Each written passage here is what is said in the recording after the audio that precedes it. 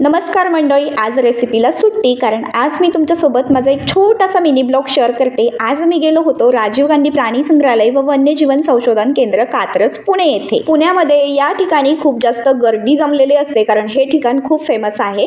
बरेच लोक लांबून लांबून या ठिकाणाला भेट द्यायला येत असतात। या ठिकाणी आल्यानंतर तुम्हाला बरेच वेगवेगळ्या प्रकारचे प्राणी पाहायला भेटतील आणि वेगवेगळ्या प्रकारचे तुम्हाला इथे भरपूर साप सुद्धा पाहायला मिळणार आहेत। आता या सापांचे काय काय नाव आहेत हे सुद्धा माझ्या लक्षात नाहीये, तर आता तुम्हीच ओळखून सुद्धा सांगा मला कमेंट बॉक्समध्ये की हे तुम्ही कोणते कोणते साप इथे पाहिलेले आहेत व्हिडिओमध्ये। खरंच मोजता येणार नाहीत एवढे या ठिकाणी मी प्राणी पाहिले, पण कसं व्हिडिओ शूटिंग करायला एवढी काही जास्त जमली नाही। जेवढी व्हिडिओ शूटिंग घ्यायला जमली तेवढी मी तुमच्यासोबत शेअर करत आहे, कारण प्राणी संग्रहालय 5 ते 6च्या दरम्यान क्लोज होतं। त्यामुळे आम्ही ना 4:30 वाजता गेलो होतो आणि 2 तासामध्ये सर्व प्राणी ते पाहायचे होते। त्यामुळे एवढी काही व्हिडिओ शूटिंग मी काढलेली नाही। तर बिबट्याला पूर्ण जाळी केलेली आहे बघू शकता, त्यामुळे बिबट्या काय तुम्हाला व्यवस्थित दिसत नसेल।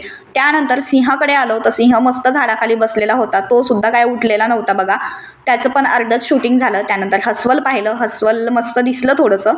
त्यानंतर पुढे चालत चालत निघालो तर खूप दमलो होतो।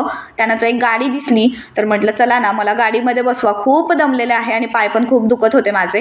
मग त्यानंतर फक्त माझी समजूत काढण्यासाठी मला फक्त गाडीतच बसवलं, गाडीतून काय फिरवलं वगैरे नाही। त्यानंतर एका ठिकाणी बसलो थोडंसं, कारण खूप दमलो होतो, पाय पण खूप दुखत होते, कारण प्राणी संग्रहालय खूप जास्त मोठं आहे। त्यानंतर थोडेसे फोटो वगैरे केले आणि तिथून परत चालत चालत ना नंतर पुढच्या ठिकाणाला आलो। त्या ठिकाणी वाघ होता, वाघ पाहायचा राहिला होता, कारण खूप दूर अंतरावर वाघाचं ठिकाण होतं।